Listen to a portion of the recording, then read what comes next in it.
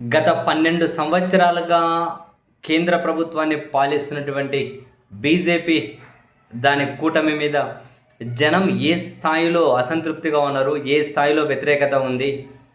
ప్రతి ప్రశ్నకు ప్రభుత్వాన్ని ఎవరు ప్రశ్నించినా వాళ్ళ మీద మతం ముద్ర, వాళ్ళ మీద దేవుడి ముద్ర, వాళ్ళ మీద విదేశాల ముద్ర, ఏదో ఒక లేబుల్ తగిలించేసి వాళ్ళ మీడియా ద్వారా, సోషల్ మీడియా ద్వారా, మొత్తం మీడియా 90% పైగా వాళ్ళ చేతిలో ఉంది. కాబట్టి ఏ స్థాయిలో ప్రాపగండా చేసుకుంటూ వచ్చారో చూసి చూసి చూసి ఈ దేశ యువత విసిగి వేజారిపోయారు.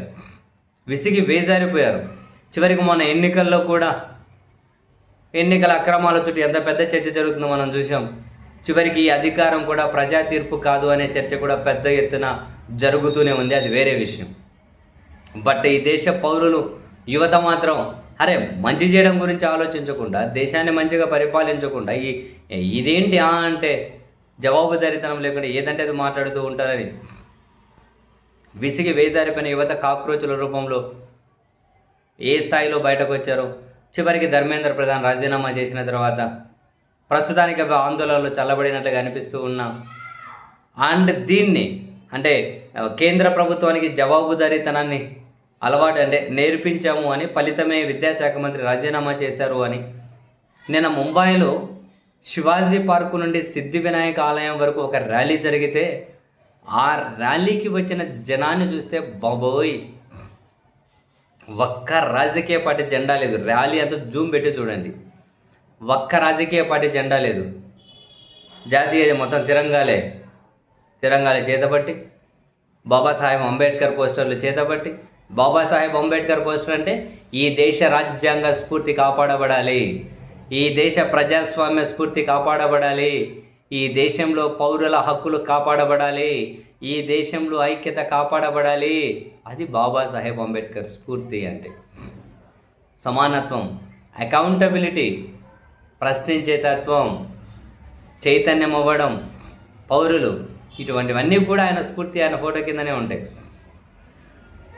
సో బాబాసాహెబ్ అంబేద్కర్ పోస్టర్లు చేతబట్టి, తిరంగాలు చేతబట్టి ఎంత పెద్దరాలంటే జనం అసలు రీసౌండ్. ముంబై శివాజీ పార్క్ దగ్గర నుంచి సిద్ధ వినాయక ఆలయం వరకు పెద్ద మార్చ్. అక్కడ నినాదాలు అమిత్ షా, నరేంద్ర మోదీ తర్వాత వంతు మీదే. సో ముమ్మాటికి ప్రభుత్వం మరింత అకౌంటబిలిటీగా ఉండాల్సిందే. ప్రతి అంశాన్ని మతం కోణం, దేవుడి కోణం, కులం కోణం తీసుకొని వచ్చేసి అసలు బీజేపీని కేంద్రాన్ని విమర్శిస్తేనే ఏదో దేశద్రోహం కింద ఈ రోజు చిత్రీకరించుకుంటూ వచ్చారు. ఎంతో కాలం నడవవు. తాత్కాలికంగా వాళ్ళ అధికారం నిలబెట్టుకోవడం కోసం జనాల మధ్య విద్వేషాలు పెంచేసి, జనాల మధ్య ఐక్యత చెడగొట్టేసి ఏదైనా పై చేయి సాధిస్తే సాధించవచ్చేమో. కానీ జనం ఐక్యత శాశ్వతం. అది ఎప్పటికైనా ఉంటేనే బాగుంటుంది. ఆ సమాజం మనుగడ సాధిస్తుంది. ఐక్యత లేని సమాజం ఎప్పటికీ మనుగడ సాధించదు. జవాబుదారీతనం లేని ప్రభుత్వాలు ఎప్పటికీ కూడా మనుగడ సాధించలేవు. ఇప్పటికైనా దేశ సార్వభౌమత్వాన్ని కాపాడే నాయకత్వం కావాలి. ధైర్యంగా దమ్ముతో పరిపాలించే నాయకత్వం కావాలి.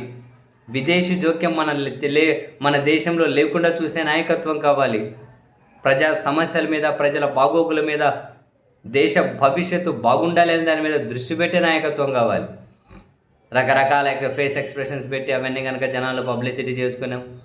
రకరకాలుగా ఆస్కార్ రేంజ్లో నటించుకుంటూ ఆ నటనా చాతుర్యాన్ని జనంలోకి తీసుకెళ్ళి ఇంకేదో ప్రయోజనం పొందాలను ఇటువంటివన్నీ తాత్కాలికం. మొత్తం మీద దేశంలో అయితే కదలిక వచ్చినట్లే ఉంది చైతన్యం దిశగా. మరి ఆ చైతన్య జ్వాల దేశ ప్రజల్లో అలాగే ఉంటే భారత్ తిరుగులేని అగ్రగామిగా ప్రపంచంలో నిలబడడానికి మరెంతో సమయం పట్టకపోవచ్చు.